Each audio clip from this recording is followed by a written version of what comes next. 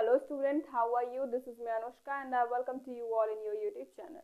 तो students last lecture में हमने क्या देखा था? लास्ट लेक्चर में हमने देखा था डिटर्मिनेंट की प्रॉपर्टीज को, property number 1, 2, 3. And in this video what we are going to start, we are going to start the 4, 5 and 6 number property. तो अगर मैं आपको पूरा एक ही लेक्चर में करवा देती हूँ तो वो पूरा आपका घचड़ पचड़ हो जाता. तो इस वजह से मैंने क्या किया, आपको एक लेक्चर में मैंने आपको 3 करवाए और दूसरे में 3 करवाऊंगी. तो एक बार वीडियो को स्टार्ट करने से पहले मैं आपको वो तीनों प्रॉपर्टीज को रिकॉल करा देती हूँ कि हमारी पहली, दूसरी, तीसरी प्रॉपर्टी क्या कहती है. तो जो मैंने आपको लास्ट लेक्चर में बताया था, तो उसमें हमारी पहली प्रॉपर्टी कहती है कि अगर किसी डिटर्मिनेंट की रो या फिर कॉलम को इंटरचेंज किया जाए, अगर हमारे पास रो गिवन है, कॉलम गिवन है, तो अगर हम उसको इंटरचेंज करें तो उसकी जो वैल्यू होगी वो सेम रहेगी. क्या? अगर हम ले लें इधर ABC, DEF, GE,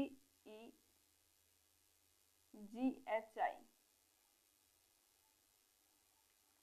तो अगर हम इसको कॉलम को रो में और रो को कॉलम में इंटरचेंज करें, मतलब कॉलम को रो को अगर कॉलम में लेके आए, ABC ये वाला रो कॉलम में गया तो DEF, ये वाला रो कॉलम में गया तो GHI, तो इसकी जो वैल्यू होगी डेल्टा की, इन दोनों में डेल्टा की वैल्यू सेम होगी. ये कौन कहता है? ये कहती है हमारी फर्स्ट नंबर की प्रॉपर्टी. और सेकंड नंबर की प्रॉपर्टी क्या कहती है कि अगर किसी दो रो या फिर कॉलम को इंटरचेंज करें, अगर इसी को हम ए मान के चलें, ए है, अगर इसी के किसी भी दो रो या फिर दो कॉलम को हम इंटरचेंज करें आपस में, अभी हमने क्या किया था, अभी हमने पूरे रो को पूरे कॉलम से इंटरचेंज किया था, लेकिन अब क्या करेंगे, हम रो को रो में और कॉलम को कॉलम में ही करेंगे, राइट. तो उसकी जो डिटर्मिनेंट की वैल्यू होगी उसकी साइन चेंज हो जाएगी. जैसे यहाँ पे मैं अगर लिख दूँ, इसको बी मानते हैं, ABC को एज इट इज यहाँ पे लिख दें, GHI करें, फिर DEF. दिख रहा है आपको क्लियरली? क्या दिख रहा है? ये दिख रहा है कि मैंने ये सेकंड और थर्ड रो को आपस में इंटरचेंज किया, मतलब थर्ड वाले को सेकंड बना दिया, सेकंड वाले को थर्ड, मतलब R2 इंटरचेंज किया मैंने R3, राइट. तो इसकी जो वैल्यू होगी वो माइनस डेल्टा आएगी, माइनस डेल्टा. यहाँ पे प्लस में थी तो यहाँ पे माइनस में, अगर यहाँ पे माइनस में होती तो यहाँ पे प्लस हो जाएगी, मतलब उसका जो साइन होगा वो चेंज हो जाएगा. ये कौन कहती है? ये कहती है हमारी सेकंड प्रॉपर्टी. थर्ड प्रॉपर्टी बहुत ही ज़्यादा सिंपल है, इसमें कुछ नहीं है. अगर आपकी किसी डिटर्मिनेंट का सी मान के चलते हैं, कोई भी दो रो या फिर कोई भी दो कॉलम आपके सेम हो जाए, तो वो क्या हो जाएगी, डिटर्मिनेंट की वैल्यू आपकी 0 हो जाएगी. कैसे? अगर है ये ABC, ये है DEF और ये है ABC, तो आपको दिख रहा है कि आपके जो R1 और R3 की वैल्यू है वो सेम है, तो इसमें डिटर्मिनेंट की वैल्यू क्या हो जाएगी, आपकी 0 हो जाएगी. तो ये थी हमारी फर्स्ट थर्ड प्रॉपर्टीज. तो आप इसको अगर नोट डाउन करना चाहते हैं तो करिए, नहीं तो फिर हम फोर्थ पे चलते हैं. अब देखिए हमारी जो फोर्थ नंबर की प्रॉपर्टी है वो क्या कहती है. फोर्थ नंबर की प्रॉपर्टी हमारी कहती है कि अगर हमारे पास कोई मैट्रिक्स गिवन है ए कोई मैट्रिक्स गिवन है जिसकी वैल्यूज हैं हमारे पास A1, A2, A3, B1, B2, B3, C1, C2, C3. तो फोर्थ प्रॉपर्टी हमारी ये कहती है कि अगर हम किसी भी रो, अगर कोई सा भी रो ले लें या फिर हम कोई सा भी कॉलम ले लें, अगर हम इसमें किसी भी कांस्टेंट से मल्टीप्लाई करें,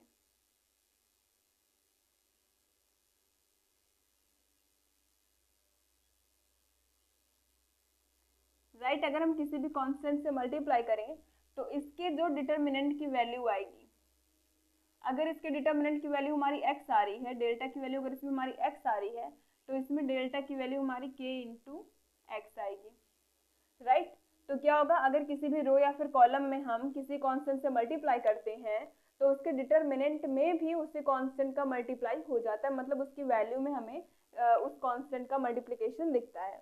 तो ये कौन कहता है? ये हमारी फोर्थ नंबर की प्रॉपर्टी कहती है. तो इसके स्टेटमेंट को हम लिखते हैं. क्या होगा? If any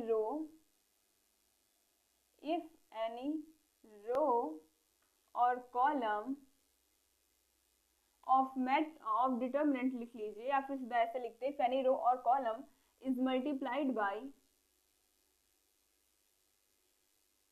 is multiplied by any constant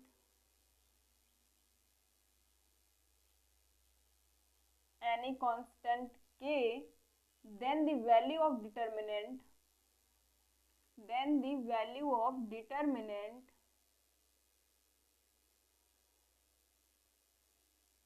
is also multiplied by that constant k। अगर हम किसी भी डिटर्मिनेंट के रो या फिर कॉलम में किसी कांस्टेंट के से मल्टीप्लाई करते हैं, जैसे मैंने यहाँ पे r1 में के से मल्टीप्लाई किया तो उसकी जो डिटर्मिनेंट की वैल्यू थी उसमें भी के से मल्टीप्लाई हो गया। तो अगर इसको हम एक एग्जांपल के थ्रू समझें तो चलिए देखते हैं कि एग्जांपल के थ्रू इसके एलिमेंट्स को हम कुछ नंबर मान के चलते हैं। सिंपल सा नंबर लेंगे जिससे हमारा डिटर्मिनेंट तुरंत ही फाइंड आउट हो सके। अगर हम माने 1 0 1 2 1 0 2 2 2 1 2 कुछ भी करके ऐसा अगर हमने मान लिया तो पहले हम क्या करेंगे, पहले हम इसके डिटर्मिनेंट की वैल्यू को फाइंड आउट करेंगे, इसके डिटर्मिनेंट की वैल्यू को। तो डिटर्मिनेंट की वैल्यू क्या हो जाएगी, यहाँ से 1 2 1 जा 2 -0 करेंगे तो 0 हो जाएगा, मैं करके दिखाती हूँ। फिर -0 होगा, कुछ मल्टीप्लाई करेंगे एक्स वाई जेड तो वो 0 ही होने वाला है, इसका छोड़ देते हैं। फिर +1 किया हमने तो क्या हो जाएगा 2 1 जा 2 -2 1 जा 2। तो इसमें वैल्यू क्या आ गई हमारी 2 × 2 1 जा 2 हो गया, -0 ये भी +0 तो वैल्यू आ गई 2। ये किसकी वैल्यू आई, ये वैल्यू आई हमारे डिटर्मिनेंट की। अब क्या करेंगे, अब हम फर्स्ट वाले रो में 5 का मल्टीप्लाई करते हैं। किसका मल्टीप्लाई करते हैं, इसमें हम 5 से मल्टीप्लाई करके देखते हैं और फिर हम देखेंगे कि क्या हमारा जो उसका डिटर्मिनेंट निकलेगा उसमें भी यहाँ पे 5 से मल्टीप्लाई मिलता है या नहीं। राइट, तो चलिए करके देखते हैं। अगर हम मानते हैं ये बी है हमारे पास, इसके एलिमेंट्स हैं 5, फिर 0 किया 5 1 जा 5, फिर ऐसे 2 1 0 हो गया 2 1 2। अब इसके भी डिटर्मिनेंट की वैल्यू हमें फाइंड आउट करनी है, कैसे करेंगे, इधर हमने किया 5 2 1 जा 2 -0, फिर -0 इधर करेंगे 2 2 2 जा 4, क्या हो जाएगा 2 2 जा 4 -0 +5 इन द ब्रैकेट 2 -2। तो ये हो गया हमारा 5 2 जा 10 -0 +0 वैल्यू आ गई हमारी 10। 10 को क्या लिख सकते हैं हम 2 × 5, 2 × 5 मतलब जब हमने इसमें मल्टीप्लाई किया 5 से तो इसमें भी हमें 5 से मल्टीप्लिकेशन यहाँ पे दिखी। राइट, जब हमने यहाँ पे 5 से मल्टीप्लाई किया था a × 5 किया, जब हमने a × 5 किया तो उसमें हमें डिटर्मिनेंट की वैल्यू क्या है, जो डिटर्मिनेंट की वैल्यू गिवन थी उसमें भी 5 से मल्टीप्लाई हो गया। तो ये कौन कहता है, ये कहते हैं हमारी फोर्थ प्रॉपर्टी। तो आप इसको नोट डाउन करिए। अब देखिए हमारी फिफ्थ प्रॉपर्टी क्या कहती है। फिफ्थ प्रॉपर्टी हमारी कहती है कि अगर हमारे पास कोई डिटर्मिनेंट गिवन है, ए कोई डिटर्मिनेंट है हमारे पास a1 + c1 नहीं कुछ दूसरा कांस्टेंट लेके चलते हैं, a1 + क्या ले z1, a2 + z2, b2 + z3, इधर हो गया b1, यहाँ हो जाएगा a3 + z3, b1 b2 b3 और c1 c2 c3 ये गिवन है। तो इसको हम किस फॉर्म में लिख सकते हैं, इसको हम लिख सकते हैं पहले दो डिटर्मिनेंट के एडिशन के फॉर्म में। वो दोनों डिटर्मिनेंट हमारे कैसे होंगे, पहले आप लिखेंगे a1 a2 a3 b1 b2 b3 c1 c2 c3 plus करेंगे यहाँ पे, और जो नेक्स्ट वाला एलिमेंट है हमारा उसको हम लिखेंगे z1 z2 z3 और इसके नीचे ये दोनों सेम ही रहने वाले हैं हमारे b1 b2 b3 और c1 c2 c3, ये दोनों हमारे क्या रहने वाले, सेम रहने वाले हैं। तो ये क्या कहता है हमारा फिफ्थ प्रॉपर्टी कहती है कि अगर आपको एडिशन, दो एलिमेंट के एडिशन के फॉर्म में कोई भी रो या फिर कॉलम गिवन है तो उसको हम दो डिटर्मिनेंट के एडिशन के फॉर्म में लिख सकते हैं। यहाँ पे एलिमेंट के फॉर्म में था एडिशन, तो यहाँ पे हमने क्या कर दिया, दो डिटर्मिनेंट के फॉर्म में इसका एडिशन कर दिया। अब मैं इसका आपको स्टेटमेंट लिख के दिखाती हूँ कि इसका प्रॉपर स्टेटमेंट होगा क्या हमारा। देखिए, इफ एनी रो मैं बहुत ही सिंपल वे में लिखवाती हूँ, मेरा लैंग्वेज बहुत ही सिंपल होता है ये। और आप भी ट्राई किया करिए कि आप अपने ही लैंग्वेज में लिखें। बुक का लैंग्वेज आपकी समझ में ना आए तो आप अपने ही लैंग्वेज में लिखा करिए। इफ एनी रो और column of matrix of determinant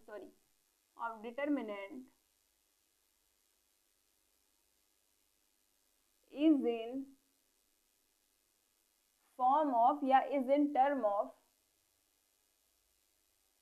form of लिखते हैं, determinant is in form of addition of two element, then determinant can also be written in form of addition of two element, addition of two determinant, addition of two determinant।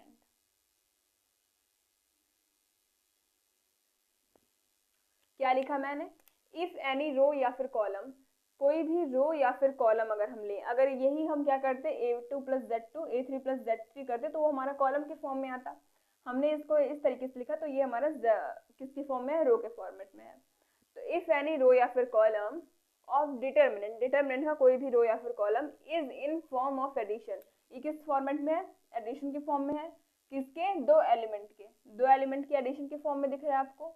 Then जो हमारा determinant होगा इसको हम किस तरीके से लिख सकते हैं? इसको हम इस तरीके से लिख सकते हैं, दो डिटरमिनेंट के एडिशन के फॉर्म में, in form of addition of two determinant. ये कौन कहता है? ये कहती है हमारी फिफ्थ प्रॉपर्टी। बहुत ही सिंपल है। इसमें आपको एग्जांपल अगर मैं बताऊं, अगर यहाँ पे मैं कुछ एग्जांपल ले लूं, जैसे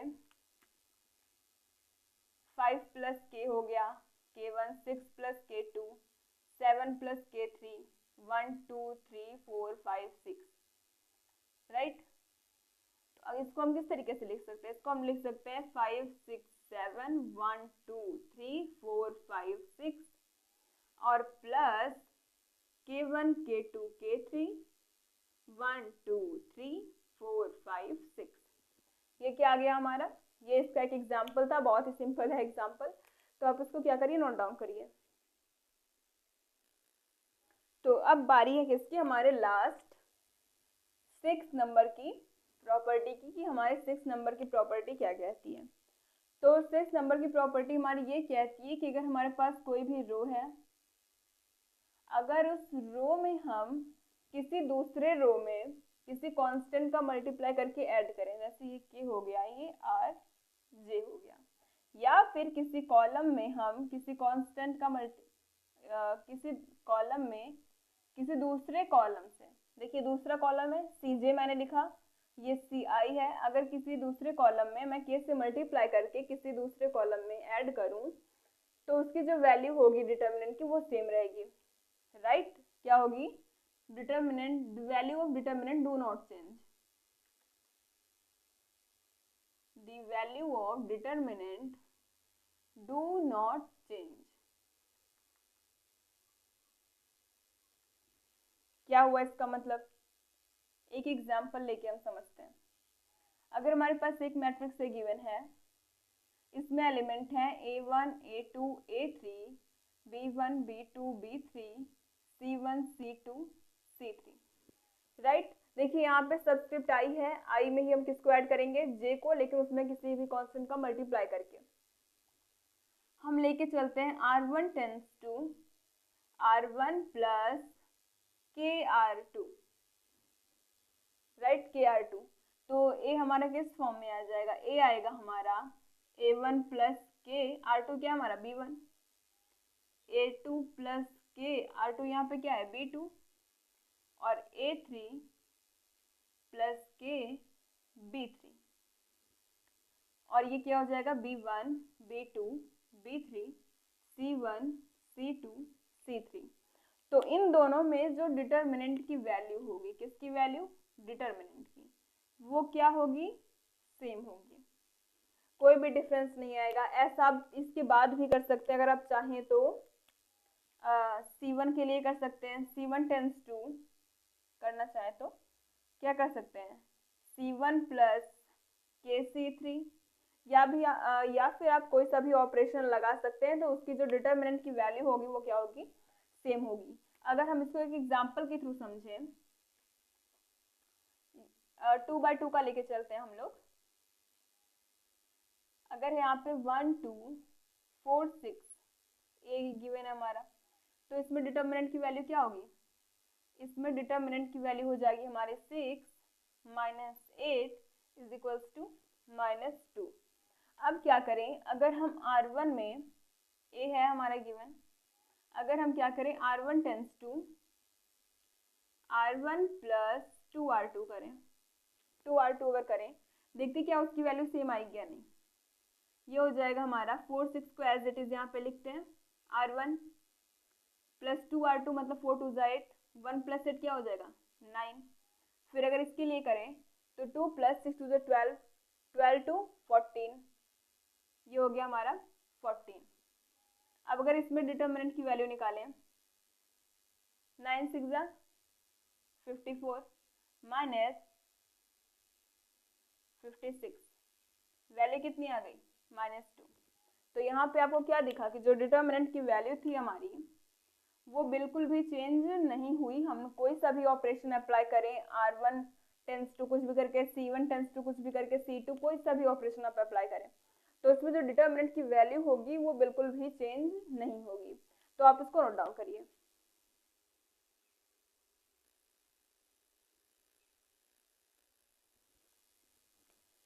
तो स्टूडेंट्स आज की वीडियो में बस इतना ही, मिलते हैं आपसे नेक्स्ट वीडियो में, और नेक्स्ट वीडियो में हम करेंगे एक्सरसाइज के क्वेश्चंस को।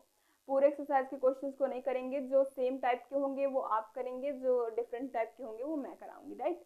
तो मिलते हैं आपसे नेक्स्ट वीडियो में। अगर वीडियो अच्छी लगी हो तो अपने फ्रेंड ग्रुप में शेयर करिएगा एंड लाइक करना मत भूलिएगा, and do not forget to subscribe my channel. Thanks for watching.